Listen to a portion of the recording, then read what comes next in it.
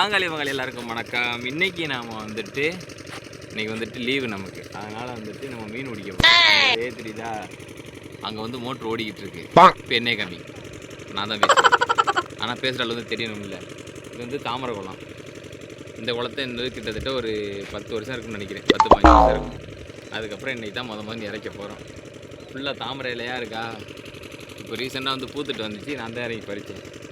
அப்போவே அவ்வளோ ஆழமாக இருந்துச்சு, அப்படி போட்டு இது இழுத்துருச்சு. இது அன்னைக்கே பண்ணியிருந்தாங்க, அந்த மோட்டர் வச்சு அரைச்சிருந்தாங்கன்னா அன்றைக்கி தாமரைப்பூ பறிக்கிறதுக்கு எனக்கு ஈஸியாக இருந்திருக்கும். ஆனால் அன்றைக்கி மீன் பிடிக்கிறதுக்காக அந்த குளத்தில் உள்ள தண்ணி இறைக்கிறாங்க, அன்றைக்கி தாமரைப்பூ பறிக்கிறதுக்காக அது வந்து இறைக்க மாட்டேன்ட்டாங்க. இதை நான் வந்து வன்மையாக கண்டிக்கலை, ஏன்னா வேறு வழி இல்லை. அடுத்து வந்து இங்கிட்டு ஒரு குளம் இருக்குது. இது உங்களுக்கு தெரியுதா, அந்த கருவையெல்லாம் மறைச்சிருக்கு, அதனால் அதில் உள்ள தண்ணியெலாம் உங்களுக்கு தெரியலை.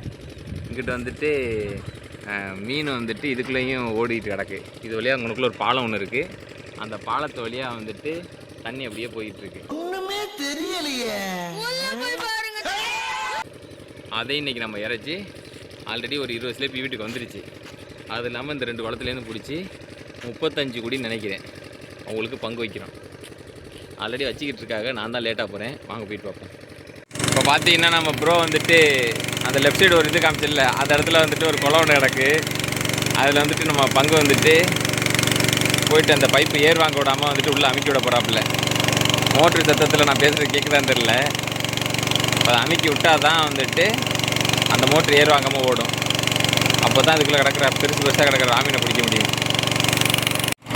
இப்போ எங்கிட்ட வந்துட்டு அந்த ஏரை எடுத்து விட்டதுனால தான், ஏர் வாங்காமல் அந்த பைப்பை காப்பாற்றினால தான் வந்துட்டு இந்த சைடு தண்ணி ஸ்மூத்தாக போயிட்டுருக்கு.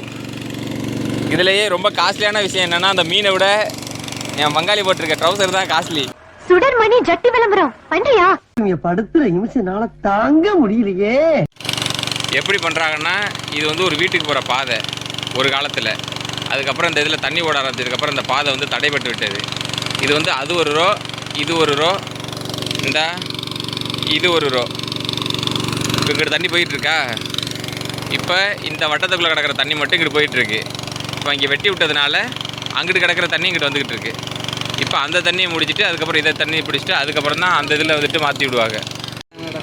இங்கே வந்து மீன் பிடிங்க வாங்கப்பான்னா எல்லாம் ஃபோட்டோ ஷூட் பண்ணிட்டு வந்துருக்காங்க மக்களே. ஃபோட்டோ ஷூட் பா, இறங்குங்கப்பா தண்ணிக்குள்ளே.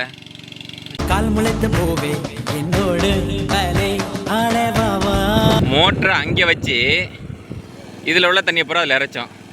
ஆனால் என்னாச்சுன்னா இதில் சிலேபி மட்டும்தான் இருந்துச்சு, பிராமீனை காணும், கெண்டையும் காணும், குறவையும் காணும்.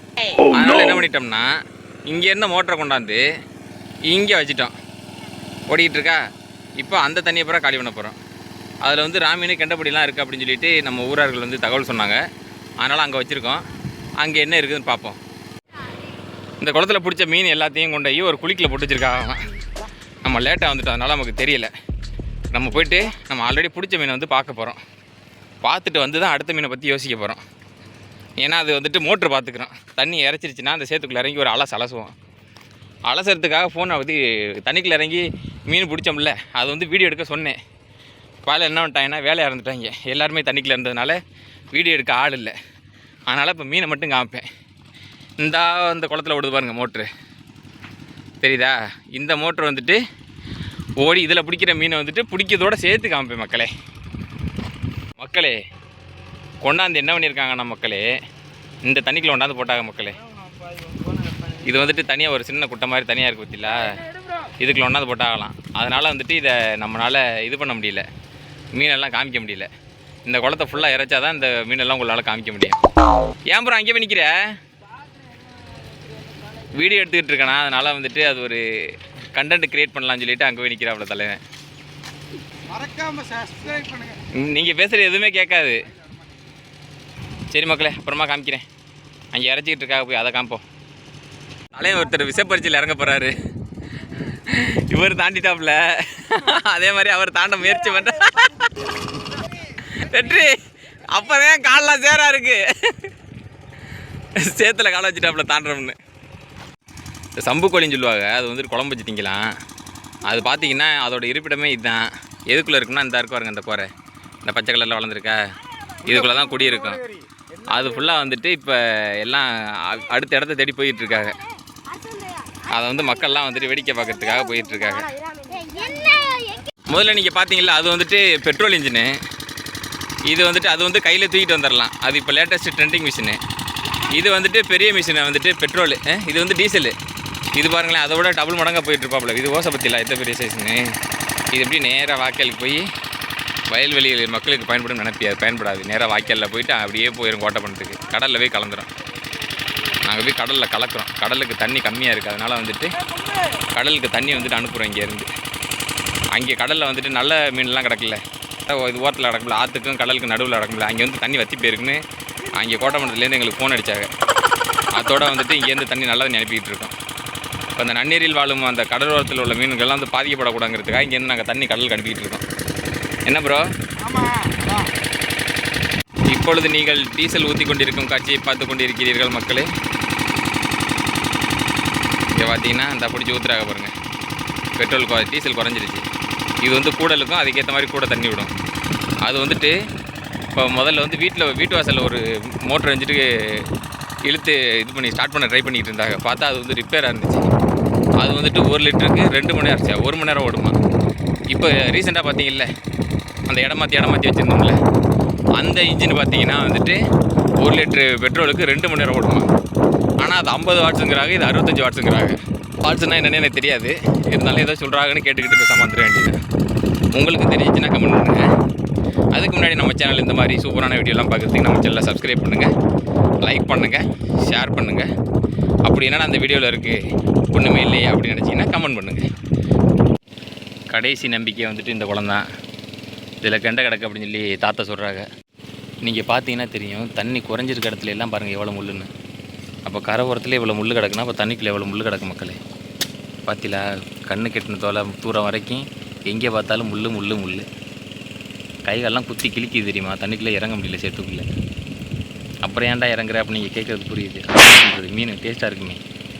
என்ன தான் முள் குத்தி வலித்தாலும் அந்த மீன் எடுத்து அப்படியே குழம்போட சேர்த்து அப்படி வாயில் வச்சு உரியும் போது அந்த வழியெல்லாம் மறந்து போயிடும் மக்களே. இந்த வத்திலாம் மீன் அடிக்குது பாருங்கள், இங்கே தெரியுதா? தண்ணி குறைய மீன் ஃபுல்லாக கிளம்பிடுச்சு மக்களே. இதுதான் கடைசி நம்பிக்கையில். இதுக்கு அடுத்து ஒரு குளம் இருக்குது இந்த ஏரியாவில். இந்த குளம் தான் வந்து கடைசி நம்பிக்கை. ஆனால் அடிக்கிற அலையெல்லாம் பார்க்கும்போது நல்ல மீனப்படும் நம்புகிறோம். என்ன மக்களே, இங்கே பாருங்க மக்களே, நம்மளால் ஒருத்தர் பாஞ்சு பிடிச்சிருக்காப்புல. பாஞ்சு பிடிச்சாரா கேட்டில, இவ்வளோ நேரம் கடந்து போராடிக்கிட்டு இருக்கோம். இந்த ஒரு மீன் மாதிரி இல்லை, இதே மாதிரி எப்படியும் ஒரு 40-50 மீன் கிடக்கு இந்த குளத்தில். இப்போ வந்துட்டு பிளானை மாற்றியாச்சு. என்ன பண்ணிட்டோம்னா அந்த தண்ணியை இதில் இறைச்சி இதை வந்து தண்ணியை இதில் இறைக்கிறதுக்கு பெட்ரு பிளானை என்ன பண்ணியாச்சுன்னா கொண்டை மோட்ரு அங்கே வச்சு அந்த தண்ணியை டேரெக்டாக அங்கிட்டு அழைச்சி விடுற மாதிரி மாற்றியாச்சு. Plan change. பற்றியில் எத்தனை பெரிய ராமீன் வேறு லெவலாக பாத்தியில் அந்த ராமீன். இதே மாதிரி எப்படியும் ஒரு 20-25 மீனாவது கிடக்கும். அதுதான் கணிப்பு. பிடிச்ச ஒரு மீன் பிடிச்சது கடையில் 7 வருஷத்துக்கு பிளான் பண்ணிட்டாங்க. நம்ம மெதுவாக வீட்டுக்கு கிளப்புறதுக்கு பிளான் பண்ணணும். தண்ணி வத்தட்டேன், அதுக்கப்புறம் வருவோம் மெதுவாக. இப்போதைக்கு வீட்டுக்கு எஸ்கேப் ஆயிடுவோம்னு பார்த்தா இங்கே பாருங்க மக்களே, தெரியுதா கோலம் அலங்கோலமாக போய் கிடக்கு மக்களுக்கு தெரியுதா? கண்ணங்காரேர்னு கேமராக்கு எப்படி தெரியும் தெரியல. சேத்துக்குலேருந்து உடம்புலாம் பணப்பண்ண அரிக்குது தண்ணி. அதான் வீட்டுக்கு போய்ட்டு குளியலை போட்டு ஃப்ரெஷ்ஷாக போய்ட்டு வருவோம்னு பார்த்தா இந்த பசங்க விட மாட்டாங்க. அதனால் மெதுவாக அப்படியே ஓடிடுவோம் வீட்டுக்கு. தாமரை குளம் இது, நம்ம ஒரு அம்மன் கோயில் இது, நம்ம வீடு. இப்போ எங்கே போகிறோம்னா நம்ம ஃபோனில் சார்ஜ் இல்லை, சார்ஜ் போட்டு வீடியோ கன்டினியூ பண்ண போகிறோம். சரி, மீன் பிடிச்சிட்டு சரி சார்ஜ் இல்லை ஃபோனில் அப்படின்னு சொல்லிட்டு வீட்டுக்கு வந்தா இங்கே பாருங்கள் எவ்வளோ தேங்காய் ஊற்றுங்க. இங்கே பாருங்க ஏப்பா எவ்வளோ மீன். தூக்கு ப்ரோ, தூக்கியா. தண்ணி அள்ளிக்கிட்டு இருக்காங்க. குட்டை இறைச்சாச்சு. இங்கே பாருங்க, இதனால தான் இருக்கிற தண்ணி பூரா காலியாகுது. டேங்கு மீன் இதுதான் இருக்கிற. இந்த கெண்டை குஞ்செல்லாம் காலி பண்ணதான், கெண்டை கிளறெல்லாம் காலி பண்ணிட்டு இருக்காங்க. இங்கே பாருங்க சிலேபி பிராமின் நடக்கா அதில்.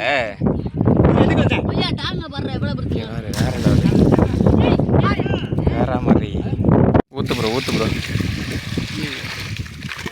இப்போதான் ப்ரோ மீனெல்லாம் கலர் மாதிரி இருக்கு மக்களே. என்ன ஒரு பஞ்சாயத்து ஆகி போச்சுன்னா, இது மாதிரி ஆழமாக குழி இருந்துட்டு இந்த இதில் உள்ள தண்ணியெல்லாம் இறச்சிட்டாங்க. ஆனால் என்ன ஆகி போச்சுன்னா மீன் அவ்வளோது கிடக்கா. ஆனால் இடுப்பளவு சேரு.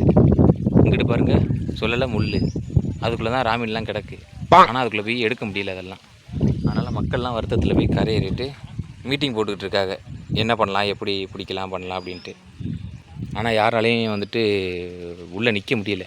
ஏன்னா எல்லாருக்கும் தான் இன்ஃபார்ம் பண்ணது ஊரில். ஆனால் ஊரில் வந்திருக்க ஆளுக்கு வந்து கம்மி. அதனால் யாருனாலையும் இறங்கி நின்று வேலை பார்க்குற ஆளுகளுக்குமே ஒரு மாதிரி சலிப்பு தட்டிடுது.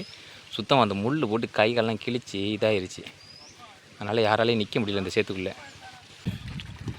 கெண்டையும் அதுன்னு நுரத பிரித்து போல இருக்கே. இந்த மாதிரி குழி வெட்டி இதுக்குள்ளே தான் மீனை போட்டு வச்சுருப்போம். இது என்ன ஆகும்னா அது வந்து மீனை சாக விடாமல் பார்த்துக்குறோம். சேத்தோடு கொட்டினோம்னா சேத்தை தின்ட்டு மீன் செத்து போயிடும். அதனால தான் இந்த மாதிரி குழி வெட்டி அதில் நல்ல தண்ணியை ஊற்றி அதில் இந்த மீனை விட்டோம்னா அவ்வளோ சீக்கிரம் சாவாது. காமி ப்ரோ, மீனை காமி ப்ரோ. அட்டியே அப்பா, இந்த மாதிரி மீன்லாம் அவ்வளோது இருக்கும். இப்போ ஒன்று தான் பிடிச்சிருக்கோம் அந்த சைஸில் மீன். பாக்கி எல்லாம் சிலேப்பி மீன். ஒரே ஒரு ராமீன் பிடிச்சிருக்கோம். சிலேப்பிலாம் எத்தனை பெரிய சைஸ். அட்டியே அப்பா, வேற மாதிரி. இங்கே இருங்க, அந்த ஒரே ஒரு ராமீன் தான். முன்னாடிலாம் இதில் 20-30 மீன் பிடிச்சோம்ல ப்ரோ.